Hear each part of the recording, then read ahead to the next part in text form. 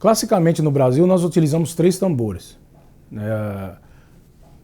um agudo, um médio e um grave. Os nomes deles variam de tradição para tradição, mas os nomes mais utilizados, os nomes mais clássicos é Lé ou Rum-Lé, que é o mais agudo, tambor agudo menor, Rum-Pi, o tambor do meio, e Rum, o tambor grave, o tambor maior. A função do Lé é fazer as marcações mais simples, igual um reloginho. A função do Rum-Pi é fazer uma ponte, ele já dá uma swingada, né? Ele já swinga para mandar toda aquela base para o Rum fazer o solo, né? A função do Rum é a chamada do ancestral, por isso que ele é grave. O grave, os ancestrais, eles vêm através do som grave, porque é o grave que faz... o grave desce o som até a terra e faz com que o ancestral volte e se lembre daqueles que o estão chamando. Na nossa tradição, na tradição Igala, nós entendemos que o tambor, a mais agudo, ele é o tambor das entidades guerreiras, dos guerreiros, que são Oxóssi, Ogum, Exu e Oxumaré. O tambor do meio é o tambor dedicado às Iabás, que são as divindades femininas. Então nós vamos ter Iemanjá, Inhaçã, Iami, Oxum, né? Todas as divindades femininas são consagradas ao tambor do meio. E o tambor grave é a divindade, são os reis, as divindades dos reis, que são Xangô, Obaluaê e Ibede. Muitos podem perguntar por que Ibede, né, que é a criança. Porque Ibede, em alguns mitos, ele foi considerado o rei. Tanto é verdade que na transfiguração de Xangô, quando ele morre, ele volta da morte, ele volta como uma criança. E também nesse tambor grave, onde nós vemos Ibede como orixá criança, Xangô como adulto e o Obaluaê como velho, é a partir daí que nós começamos a entender de onde vêm as figuras de caboclo, preto velho e criança, né? Criança, o caboclo como adulto e o preto velho, que é ligado realmente ao Obaluaê, como a fase adulta. E mais para trás ainda, nós entendemos que tanto essas divindades ligadas ao tambor grave quanto as figuras relacionadas na própria Umbanda de caboclo, preto velho e criança, que identifica a criança, o adulto e o velho, na verdade isso é um mito antigo de Édipo, né, relacionado à esfinge, né, que a esfinge ela perguntou a Édipo, perguntava a todas as pessoas que iam entrar para dentro da pirâmide, perguntava: decifra-me ou devoro-te, né? E era dado um mistério para a pessoa resolver. Se a pessoa não resolvesse, a esfinge devorava a pessoa que ousou entrar para dentro da esfinge, dentro da pirâmide. E a esfinge perguntava: qual é o animal que de manhã anda com 4 patas, à tarde anda com 2 patas e à noite anda com 3 patas? É o homem. De manhã engatinha, à tarde ele anda em pé, ereto, e à noite ele anda com cajado. Esse é o mistério que vela caboclo, preto velho e criança, que é esse tambor grave que chama os ancestrais. Ou seja, mesmo essas figuras, que são figuras arquetípicas, né, no Brasil, dos espíritos de caboclos, pretos velhos e crianças, ou mesmo as figuras dos ancestrais, consubstanciadas na ideia de orixá, são ideias muito mais antigas do que nós, às vezes, percebemos dentro da ritualística de terreiro. Outro instrumento ritualístico que é usado nos terreiros é o xequerê, né, que é a cabaça com contas.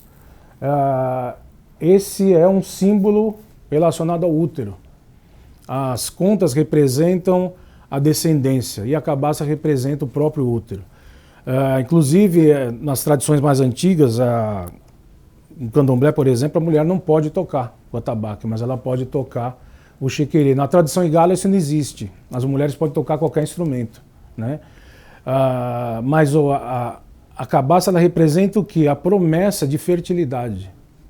Quando você agita a cabaça, os próprios sons das sementes em contato com a madeira da cabaça, promove a ideia de renascimento e de fartura. Um outro instrumento que encerra a orquestra ritual, além da voz, obviamente, é o agogô, os gans, os ferros, né? Agogô é o nome de uma divindade, é um Oxalá. Agogô é a palavra que significa aquele que fala, né? É uma divindade que ela tinha o dom da palavra. Agogô é o instrumento que dá o tempo, né? Ele que faz a marcação do tempo da orquestra ritual. E daí surge a palavra gogó, né? Que é garganta. Por quê? Porque esse instrumento é o maestro, né? Ele que é o instrumento mais importante da orquestra ritual, é o agogô. Se você tem uma orquestra ritual sem agogô, não existe fundamento e algumas coisas começam a não dar certo dentro dessa orquestração. Tanto as invocações quanto o transe, existem dois tipos de transe apenas. Existe o transe anímico e o transe mediúnico, são coisas diferentes. Para o transe anímico é muito importante você usar instrumentos, e o transe anímico é uma rememoração dos feitos, uma rememoração da ancestralidade, que é de tudo de bom que essas divindades trouxeram para o homem nos primórdios da existência humana na Terra. Então, quando você vê, por exemplo, uma pessoa em transe com Oxóssi, é essa lembrança do caçador, as lembranças pré-históricas de quando o homem começou a se organizar para poder encontrar subsistência, para poder explorar novos locais. Quando existe um transe com a divindade que é conhecida no Brasil como Xangô, é uma lembrança dos primeiros civilizadores, é a lembrança daqueles primeiros, dos primeiros juízes, daqueles que organizaram a civilização pela primeira vez. Então são boas lembranças, boas memórias, isso é o transe anímico. O transe mediúnico é outra coisa. O transe mediúnico é algo onde você invoca, você pede para que divindades espirituais venham até você e, através do seu arcabouço físico, elas possam passar mensagens. Só que essas entidades, que nós conhecemos como caboclo, preto velho, criança, todas as entidades que baixam nos terreiros, elas não precisam de tambor. Elas não precisam de instrumento algum. O instrumento ele serve para acalmar a parte anímica, acalmar a parte astral da pessoa, a parte emotiva, equilibrar aquilo para que o transe mediúnico aconteça. Mas se não há atabaques, se não há tambores, não tem problema. As entidades elas vêm de qualquer forma. Como se dá o transe ritual?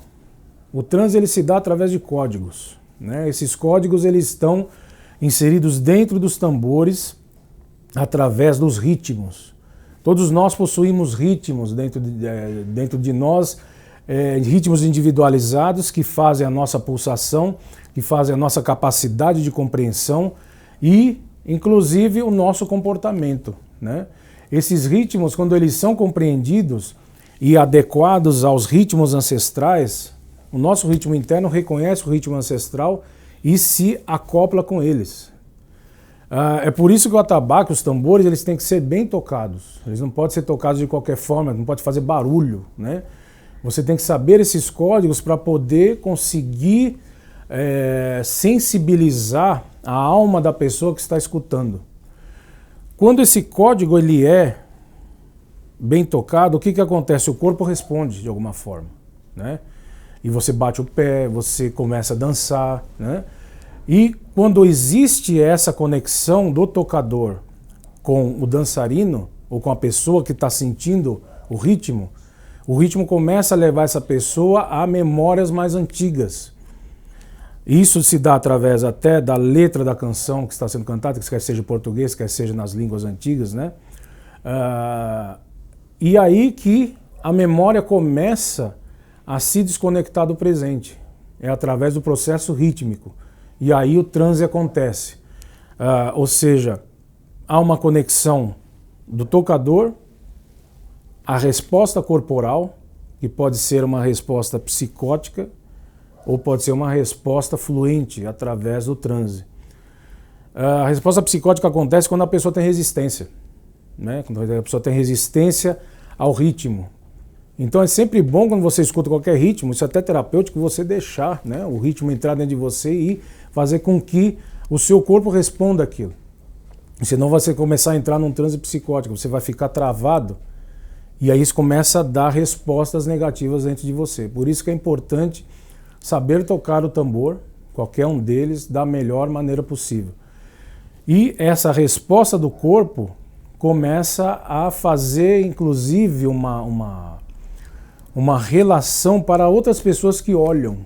Quando aquelas outras pessoas olham e vê outra pessoa entrar em transe, começa a surgir uma reação em cadeia, porque o código é compreendido e as pessoas dentro do ritual, começam a entender esse código e a repeti-lo. Então esses são códigos internos. E esses códigos em geral estão no tambor grave, o tambor rum, que é ele que chama os ancestrais.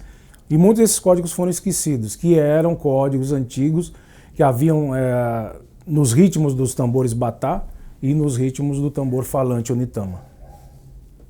Hoje o aspecto ritual, ele até que anda bem, né, do que há uns tempos atrás. Muitas pessoas conscientes têm surgido, um pessoal mais jovem, mais novo aí, que estão realmente fazendo um trabalho muito positivo, principalmente com relação à música ritual, né? Eu acredito que, independentemente de você estar certo ou não dentro da sua tradição, o importante é ter coerência, né, no que você faz. Eu costumo dizer sempre que se você vai num terreiro,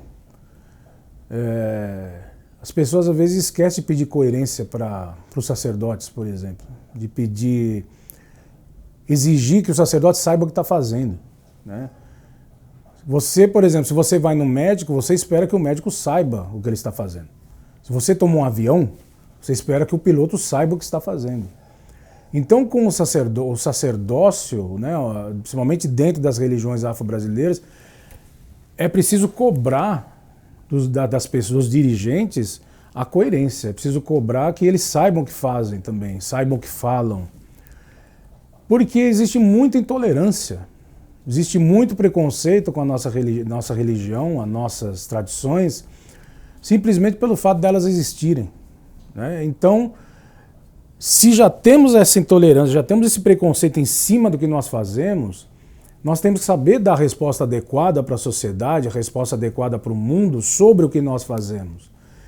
E apesar de toda a melhora que houve dentro das práticas, das tradições afro-brasileiras, ainda falta um pouco, talvez, das pessoas conseguirem, dos sacerdotes principalmente, conseguirem identificar um processo de coerência muito positivo a respeito do que eles fazem, do que eles dizem e do que eles professam.